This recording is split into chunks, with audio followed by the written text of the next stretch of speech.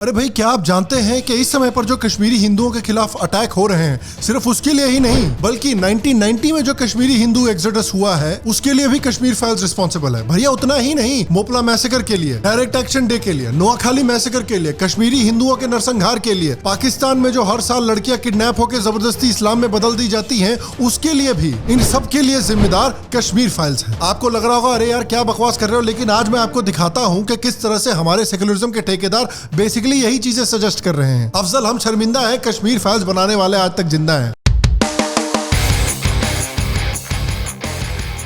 Hello और शाम Sharma show के इस एपिसोड में आपका बहुत बहुत स्वागत है। मैं हूं सेक्युलरिज्म का सीईओ शाम शर्मा। आज मुझसे जुड़ने के लिए, आज का ये एपिसोड देखने के लिए आपका बहुत बहुत धन्यवाद और आप सबको एक सेक्युलर प्रणाम। तो देखिए, पिछले कुछ हफ्तों में कश्मीर में कश्मीरी हिंदुओं की और कश्मीरी मुस्लिम पुलिस ऑफिसर्स की चुन चुनकर हत्या की जा रही है आतंकवादियों के द्वारा। पिछले कुछ हफ्तों में ही कश्मीरी हिंदू टीचर रजनी बाला, कश्मीरी गवर्नमेंट एम्प्लॉई राहुल भट्ट, एक राजस्थानी बैंक मैनेजर और एक बिहार के लेबरर की हत्या कर दी गई है। आप देख सकते हैं इस ग्राफिक में कि सिस्टमैटिकली पुलिस ऑफिसर्स को और हिंदुओं को टारगेट करके मारा जा रहा है। कश्मीर के हिंदुओं को फिर 90 के दशक की याद आ रही है जब उनको गवर्नमेंट का मुखबिर बोला जाता था और उनको धमकियां दी जाती थी कि बेटा या तो निकल या फिर कन्वर्ट कर इस्लाम में या फिर मर। और ये देखकर कई कश्मीरी हिंदू फैमिलीज जो हैं वो कश्मीर छोड़ने के प्लान्स बना रही हैं। और अब जब फिर से कश्मीर में कश्मीरी हिंदुओं को टारगेट करके मारा जा रहा है, तब हमारे देश के सेक्युलरिज्म के ठेकेदार जो चाहते थे कि कश्मीर से कभी आर्टिकल 370 ना हटे, जिनको कश्मीरी हिंदुओं के ट्रांजिट कैंप्स में दशकों तक रहने में कोई तकलीफ नहीं थी, जिनको इस बात से कोई तकलीफ नहीं थी कि कश्मीरी हिंदुओं की जमीन को जबरदस्ती शांति दूतों ने कश्मीर में हड़प के रखा हुआ है, उनको आज कश्मीरी हिंदुओं की बड़ी चिंता हो रही है। दिल्ली के सीएम आम आदमी पार्टी के घुंघरू सेठ यानी अरविंद केजरीवाल जी को आज कश्मीरी हिंदुओं की बड़ी चिंता हो रही है। यहाँ तक कि घुंघरू सेठ पाकिस्तान को धमकी भी दे रहे हैं। मैं पाकिस्तान को भी ललकारना चाहता हूँ, ये ज्यादा हिम्मत मत करो, ये छिछोरी हरकतें मत करो। अगर तुमको लगता है कि इस तरह की हरकतें करके तुम कश्मीर ले लोगे, कश्मीर हमारा है, हमारा था और हमारा रहेगा। ओवर एक्टिंग मत कर साले। हाँ भाई, पाकिस्तान समझ जाओ, वरना सुबह 5 बजे तुम्हारे घर पे पंजाब पुलिस पहुंच जाएगी। इस्लामाबाद पुलिस को पता भी नहीं चलेगा। बाय द वे, ये घुंघरू सेठ वही घुंघरू सेठ हैं जिन्होंने कुछ हफ्ते पहले ही कश्मीर फाइल्स फिल्म को झूठी फिल्म कहा था। राष्ट्र निर्माण करेंगे आपके साथ मिलकर, ये पोस्टर भी नहीं लगवाएंगे झूठी फिल्मों के। तो एक तरफ तो ये भाई साहब गवर्नमेंट से सर्जिकल स्ट्राइक का प्रूफ मांगते हैं, एक तरफ तो ये भाई साहब कश्मीर फाइल्स को झूठी फिल्म बोलते हैं, लेकिन दूसरी तरफ इन भाई साहब को कश्मीरी हिंदुओं की बड़ी चिंता है। अब पाकिस्तान को धमकियां भी दे रहे हैं। अरे घुंघरू सेठ चाहते क्या हो भाई? What do you want? What do you want? हम गधे हैं। What do you want? हम शक्ल के गधे नजर आते हैं मोदी जी को। जिस तरह से अमेरिका में लोग आजकल अपने जेंडर बदलते रहते हैं, उस तरह से घुंघरू सेठ आजकल अपने ओपिनियन बदलते रहते हैं। जिन लोगों ने आर्टिकल 370 के हटने को खूब अपोज किया था, जिन लोगों को यासीन मलिक से कोई तकलीफ नहीं थी, वो आज गवर्नमेंट से डिमांड कर रहे हैं कि भैया कश्मीरी हिंदुओं को प्रोटेक्ट क्यों नहीं कर रहे हो। लेकिन इस हफ्ते के मेरे सबसे फेवरेट रिएक्शंस रहे हैं उन लोगों के जो कश्मीरी हिंदुओं की मौत का और कश्मीरी पुलिस ऑफिसर्स की मौत का सारा ब्लेम कश्मीर फाइल्स के ऊपर डाल रहे हैं। राजदीप सरदेसाई को लगता है कि कश्मीर फाइल्स से जो एंटी मुस्लिम हेट्रेड डेवलप हुई है, उस वजह से कश्मीर में हिंसा हो रही है। The sense that in different parts of the country, when there is an anti-Muslim sentiment being expressed, for example, in Kashmir, it only encourages the jihadi elements then to, in a way, use that rage with a gun to target innocent Hindus. हाँ भाई, सही बात है। यासीन मलिक और Bitta karate जो हैं, उन्होंने time machine develop कर रखी थी 1919 में।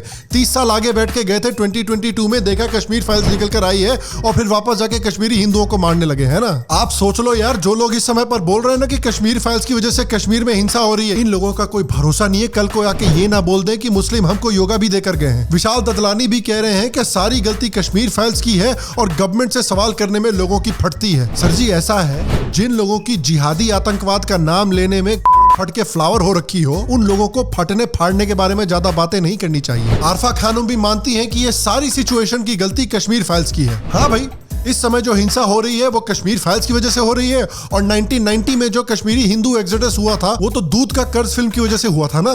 सारी गलती इस फिल्म की है। अबे साले 2 BHK जर्नलिस्ट और सस्ती माइकल जैक्सन वो भी कह रही हैं कि भाई कश्मीरी हिंदुओं को मारा जा रहा है, इस सब की गलती कश्मीर फाइल्स फिल्म की है। इनफैक्ट का फैक्ट चेकर तो यहाँ तक कह रहा है कि जो कश्मीरी हिंदुओं को आतंकवादी ग्रुप्स लेटर भेज रहे हैं, धमकियां भेज रहे हैं, वो धमकियां भी फेक हैं। सही बात है भाई, मैं तो चाहता हूँ कि के फैक्ट चेकर जो हैं वो जिन लोगों को मारा गया है उनसे भी जाकर बात करें कि अरे यार तुम मरे क्यों पड़े हुए हो, सारी धमकियां फेक है, गोलियां भी फेक है, खड़े हो वापस जाओ काम पे लगो। अब के फैक्ट चेकर की बात चल रही है तो के सैटिरिस्ट की बात भी कर लेते हैं। और देखिए मेरे को कसम से लगता है कि ये आदमी उल्टा पैदा हुआ है। ये आदमी कश्मीरियों के ऊपर जो आतंकवादियों के अटैक्स हो रहे हैं उसका सारा ब्लेम आर्टिकल 370 के हटने को दे रहे हैं। ज्ञान इतना बोलते हो की तरह।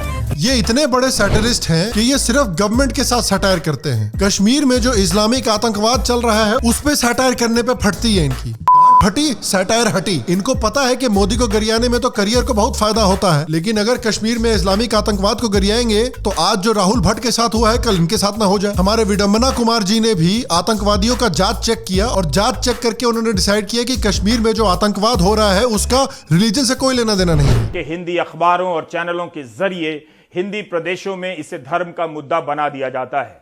इसे तो नहीं बदला जा सकता क्योंकि व्हाट्सएप यूनिवर्सिटी के रिटायर्ड अंकिलों और हाउसिंग सोसाइटी के सदस्यों को धर्म के एंगल से ही कश्मीर समझ आता है। हाँ नहीं सही कह रहे हैं आप। है रालिफ गालिफ सालिफ जो बोला करते थे ये लोग, वो तो कश्मीर की जो IPL टीम है कश्मीर स्टोन पेल्टर्स, उनका स्लोगन है ना। और जो लोग बोल रहे थे कश्मीर में क्या चाहिए निजामे मुस्तफा, वो लोग तो एक्चुअली नाना पाटेकर की जो फिल्म है गुलामे मुस्तफा उसका सीक्वल डिमांड कर रहे हैं ना। हमारे देश की सबसे बड़ी फंड रेजिंग एक्सपर्ट को भी लगता है कि कश्मीर में अब जाके सबसे बड़ी प्रॉब्लम हुई है। हाँ हमको ये करना चाहिए कि आर्टिकल 370 वापस लगा देना चाहिए, कश्मीर को पाकिस्तान के हाथ में दे देना चाहिए, तब कश्मीरी हिंदू सही मायने में शांति की जिंदगी जी पाएंगे। कसम से इनका जो सोल्यूशन है इनके अलेजेड फंड रेजिंग एक्टिविटीज की तरह ही क्वेश्चनेबल है। और एक बात याद रखिए, ये लोग हमारे देश के मॉडरेट्स हैं, ये लोग हमारे देश के सेकुलरिज्म के ठेकेदार हैं। इनमें से एक आदमी ने भी कश्मीर में जो जिहादी मेंटालिटी चल रही है उस पर सवाल नहीं उठाया है। मतलब ये लोग हर चीज को ब्लेम कर रहे हैं सिवाय जिहादी आइडियोलॉजी के। मतलब ये तो वही बात हुई कि आपको ब्रेन ट्यूमर हो रखा है लेकिन आपको डॉक्टर डिस्प्रिन खिलाता रहता है कि ये लो डिस्प्रिन खाओ सर में दर्द खत्म हो जाएगा। अरे भैया सर में दर्द तो खत्म होगा नहीं, आप खत्म हो जाएंगे। देखिए जब तक आप कश्मीर की जिहादिज्म की आइडियोलॉजी को डायरेक्टली अटैक नहीं करिएगा तब तक कश्मीर की प्रॉब्लम सॉल्व नहीं होगी। ये वही आइडियोलॉजी है जिसने कश्मीर को बर्बाद करके रखा हुआ है। ये वही आइडियोलॉजी है जिसने ज्ञान व्यापी मस्जिद बनवाई। ये वही आइडियोलॉजी है जो नुपुर शर्मा को प्रॉफिट के ऊपर कमेंट करने पर डेथ थ्रेट्स भेज रही है। ये वही आइडियोलॉजी है जिसने मोपला मैसेकर और डायरेक्ट एक्शन डे करवाया है। ये वही आइडियोलॉजी है जिसने 2 नेशन थ्योरी डेवलप की है और पार्टीशन करवाया है। और देखिए पिछले 1-2 हफ्ते में ना एक बात तो एकदम 100% क्लियर हो गई है।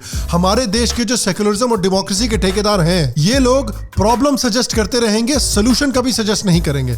इनके लिए सोल्यूशन है कि भाई विशेष समुदाय को जो भी चाहिए वो उनको दे दो, उनको अयोध्या दे दो, उनको कश्मीर दे दो, उनको ज्ञान वापी दे दो, उनको बंगाल दे दो, उनको पाकिस्तान दे दो, उनको अपनी माँ दे दो, अपनी बहन दे दो, अपनी बेटी दे दो, अपनी गांड दे दो और फाइनली एंड में अपनी जिंदगी दे दो। उसके बाद भारत में सही मायने में सेकुलरिज्म आ जाएगा। देखिए आपको अच्छा लगे या आपको अच्छा ना लगे लेकिन भारत में इस समय पर एक ही पॉलिटिकल पार्टी है जो इस प्रॉब्लम को सॉल्व करने का डिजायर रखती है। लेकिन देखिए प्रॉब्लम यह है कि मेरे को आजकल ये भरोसा नहीं है कि इस पार्टी के पास इस प्रॉब्लम को सॉल्व करने का गूदा है, क्योंकि जिस समय पर इस पार्टी के नेशनल स्पोक्स पर्सन को प्रॉफिट के ऊपर कमेंट करने के लिए मौत की और बलात्कार की धमकी आ रही थी उस समय पर इस पार्टी ने उस स्पोक्स पर्सन को सस्पेंड कर दिया। कसम से आज मुझे समझ में आया कि लोग बीजेपी को इस्लामोफोबिक क्यों बोलते हैं। अरे यार आपने अपनी स्पोक्स पर्सन को सिर्फ कुरान और हदीस की आयतें पढ़ने के लिए सस्पेंड कर दिया, ये इस्लामोफोबिया नहीं तो और क्या है। मतलब सीरियसली हमारे जयशंकर जी यूरोप में इतना चौड़े होके आ रहे हैं और एक कटारी शेख ने मोदी जी को थोड़ा सा क्या डांट दिया, उन्होंने अपने स्पोक्स पर्सन को सस्पेंड कर दिया। भैया मैं तो इस बात से खुश हूं कि कम से कम वो जो कटार के शेख है उन्होंने हमारे मोदी जी से कश्मीर ना मांगा,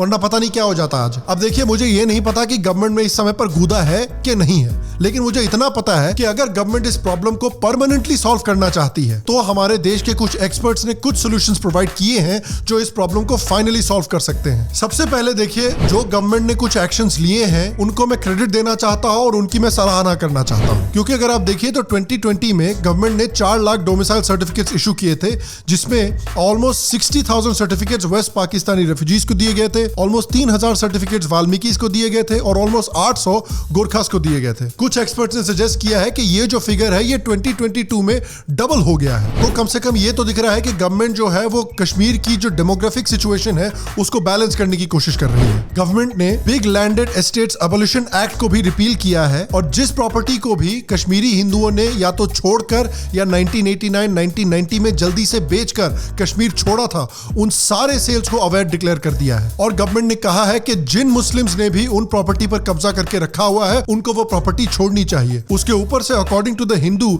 अराउंड 610 कश्मीरी पंडितों की प्रॉपर्टी को जम्मू एंड कश्मीर में रिस्टोर किया गया है। गवर्नमेंट ने यह भी अनाउंस किया है कि कश्मीर में 8 सेफ जोन डेवलप किए जाएंगे जहां पर सेफली कश्मीरी हिंदुओं को और अलग अलग माइनॉरिटीज को सेटल किया जाएगा। और देखिए, इस बात की सराहना करनी जरूरी है कि गवर्नमेंट ने कुछ स्टेप्स लिए हैं कश्मीर की डेमोग्राफी को बैलेंस करने के लिए, क्योंकि कश्मीर की डेमोग्राफी जब बैलेंस होगी तो कश्मीर की पूरी पॉलिटिक्स भी बदलेगी। गवर्नमेंट ने देखिए डिलिमिटेशन भी किया है जिसमें कि जम्मू को कुछ एक्स्ट्रा सीटें मिली हैं, कश्मीर को कम सीटें मिली हैं, लेकिन इसमें देखिए प्रॉब्लम इतनी है कि जम्मू के पास क्लियर एडवांटेज नहीं है। ऐसा हो सकता है कि कुछ सेक्युलर पॉलिटिशियंस हो जम्मू में जो कश्मीर के इस्लामिस्टों के साथ गठबंधन करके हमेशा गवर्नमेंट बनाकर रखें। तो देखिए, इन स्टेप्स के साथ साथ जो एक्सपर्ट्स ने सजेस्ट किया है कि एक्स सर्विसमैन और करंटली सर्विंग सर्विसमैन को भी ये जो सेफ जोन्स डेवलप किए गए हैं वहां पर सेटल किया जाए, उनको प्रॉपर्ली वेपन्स प्रोवाइड किए जाए ताकि महफूज तरीके से जो कश्मीरी हिंदू हैं और दूसरे माइनॉरिटीज हैं वो इन एरियाज में रह सके। और कश्मीरी हिंदूज को, दूसरे माइनॉरिटीज को और जो रिटायर्ड सर्विसमैन हैं इनको भी कश्मीर में जॉब्स में एक प्रॉपर रिजर्वेशन प्रोवाइड करनी चाहिए। और जैसा कि मैंने एक पहले वीडियो में कहा था कि बिजनेसेस भी फिर इन सेफ जोन्स में आकर सेटअप कर सकती हैं, क्योंकि कश्मीर की रेडिकलिज्म को खत्म करने के साथ साथ इनकी इकोनॉमिक डेवलपमेंट करनी भी जरूरी है। एक और इंपॉर्टेंट स्टेप जो कुछ एक्सपर्ट्स ने सजेस्ट किया है वो ये है कि ब्यूरोक्रेट्स के हाथ से कश्मीर को निकालना जरूरी है। इनफैक्ट कुछ लोगों ने तो ये भी सजेस्ट किया है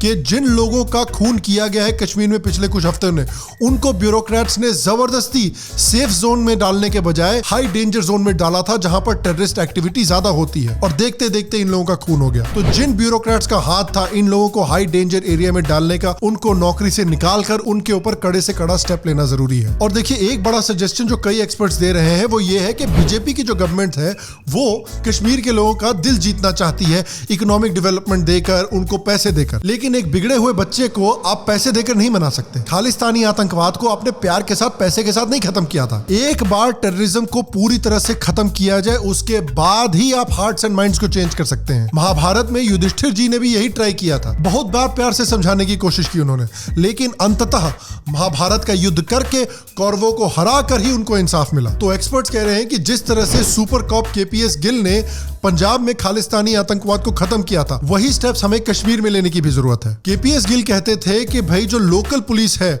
उसको पूरी तरह से सेंट्रल गवर्नमेंट का सपोर्ट मिलना चाहिए, पूरी तरह से फंडिंग मिलनी चाहिए और पूरी तरह से फ्रीडम मिलनी चाहिए। और मेन टेररिज्म से लड़ने वाली फोर्स लोकल पुलिस होनी चाहिए, आर्मी को सिर्फ बाहर से सपोर्ट देना चाहिए। इस समय पर आप देखिए कि आतंकवादी जो है वो खुल्लम खुल्ला कश्मीर में पुलिस ऑफिसर्स का कत्लेआम कर रहे हैं। केपीएस गिल का ये मानना था कि लोकल पुलिस को पावरफुल बनाना इसलिए जरूरी है ताकि पंजाब में जो लोकल पॉपुलेशन है वो देखे कि खालिस्तानी जो जट सिख हैं उनको हरा कौन रहा है, कोई बाहर वाला नहीं हरा रहा है, पंजाब पुलिस के पेट्रियोटिक जट सिख ही हरा रहे हैं। उसी तरह से कश्मीर के मुसलमानों को भी ये देखना जरूरी है कि कश्मीर के जो टुच्चे मुसलमान आतंकवादी हैं उनको हरा कौन रहा है, कश्मीर पुलिस के पेट्रियोटिक कश्मीरी मुस्लिम और कश्मीरी हिंदू हरा रहे हैं। अकॉर्डिंग टू केपीएस गिल, किसी भी टेरर अफेक्टेड स्टेट में सबसे जरूरी ये है कि आतंकवादी जो है वो पुलिस से डरना शुरू करे, पुलिस को पूरी फ्रीडम दी जाए कि ढूंढ ढूंढ कर आतंकवादियों को मारना शुरू करे। इनफैक्ट केपीएस गिल ने आतंकवादियों की हालत ये कर रखी थी कि 1993 में न्यूयॉर्क टाइम्स ने रिपोर्ट किया था कि पंजाब के लोगों ने खालिस्तानियों से डरना बंद कर दिया था, उल्टा खालिस्तानी पंजाबी आर्मी और पंजाब पुलिस से डरते थे। केपीएस गिल ने और पंजाब पुलिस ने एक सिस्टम शुरू किया था जहां पर उन्होंने एक बहुत बड़ी खबरियों की नेटवर्क डेवलप करके रखी हुई थी। उसके ऊपर से उन्होंने आतंकवादियों को category A to category D में डालना शुरू कर दिया था और हर एक आतंकवादी को पता था कि जिस दिन उसका नाम कैटेगरी ए में आ गया, उस दिन से लेके 6 महीने के अंदर अंदर उसकी जान जाने वाली है। इस तरह का कश्मीर पुलिस का डर कश्मीरी आतंकवादियों के दिल में डालना जरूरी है। केपीएस गिल ये मानते थे कि जिन परिवार से आतंकवादी निकल कर आ रहे हैं उन परिवार के ऊपर भी अकाउंटेबिलिटी होनी चाहिए। अगर आपके परिवार से एक आतंकवादी निकल कर आता है तो आपके ऊपर भी कड़े से कड़ी कार्रवाई की जाएगी। उसके ऊपर से आपको जो गवर्नमेंट में जॉब मिलते हैं वो भूल जाइए, आपको जो गवर्नमेंट से सपोर्ट मिलता है, पैसा मिलता है, सब कुछ भूल जाइए। और कुछ लोगों ने यह भी सजेस्ट किया है कि क्योंकि ये जो आतंकवाद है ये पाकिस्तान स्पॉन्सर्ड है तो पाकिस्तान के ऊपर भी एक हैवी कॉस्ट पड़ना चाहिए। तो देखिए, दिलों को आप वीकनेस की पोजीशन से नहीं जीत सकते, दिलों को आपको ताकत की पोजीशन से ही जीतना पड़ेगा। और ये ताकत की पोजीशन में आने के लिए सबसे पहले आपको आतंकवाद को और इस आइडियोलॉजी को कश्मीर में नेस्तनाबूद करना पड़ेगा। और मैं आपसे जानना चाहता हूं कि जो स्टेप्स इस समय पर एक्सपर्ट सजेस्ट कर रहे हैं कश्मीर की रेडिकलिज्म को हैंडल करने के लिए, क्या आप उनसे सहमत हैं? आपके हिसाब से ऐसे क्या स्टेप्स होने चाहिए जो कश्मीर में लेने जरूरी हैं कश्मीरी आतंकवाद की रीढ़ की हड्डी तोड़ने के लिए? अपने कमेंट्स नीचे कमेंट सेक्शन में मुझे जरूर बताएं। बाकी अगर आपको आज का एपिसोड पसंद आया तो प्लीज आज के एपिसोड को एक लाइक दीजिए, थम्स अप दीजिए, इससे मेरी बहुत मदद होती है, शो की बहुत मदद होती है। शाम शर्मा शो के नए नए एपिसोड देखने के लिए आप सब्सक्राइब बटन पर क्लिक कीजिए, बेल आइकॉन को दबाइए। शाम शर्मा शो को बढ़ने में मदद करने के लिए प्लीज शाम शर्मा शो के एक पेट्रन या यूट्यूब मेंबर भी जरूर बनिए। बाकी मैं आपसे अगले एपिसोड में मिलूंगा और तब तक स्वस्थ रहें, सुखी रहें, फिर मिलेंगे। और आप सबको एक सेक्युलर प्रणाम।